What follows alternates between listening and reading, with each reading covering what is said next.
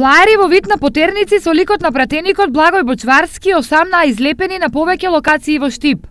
Се бара за предавство, беше главното обвинение кое авторот или авторите на флаерот му го ставаат на товар на Бочварски.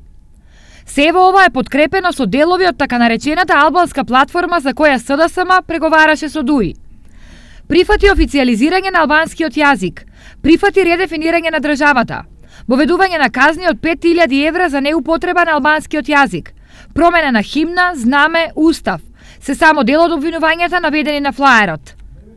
Кој е авторот и лепачот на флаерите не е познато, но за Бочварски потерниците се издадени од штабот на ВМРО ДПМНЕ. Најостро да ги осудам овие политики на поделби и раздор кои ги промовира ВМРО ДПМНЕ. Тие се очени после поразот Груевски секојдневно и ВМРО ДПМНЕ ја зголемуваат омразата помеѓу граѓаните. Апелирам веднаш да престане насилничката реторика, која може лесно да преиде во непосакуван правец. Дополнително Бочварски потсети дека ништо од она што како обвинување стои на флаерите не е прифатено од страна на неговата партија. Тоа се однесува до пораките пак на тој плакат.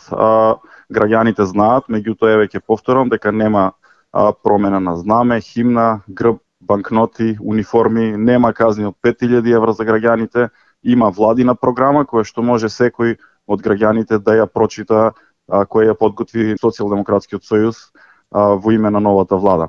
Идентични флаери потерници вчера имаше излепено во Скопје, а на нив беа ликовите на Стево Пендаровски, Павле Богоевски и Ивана Туфакџик.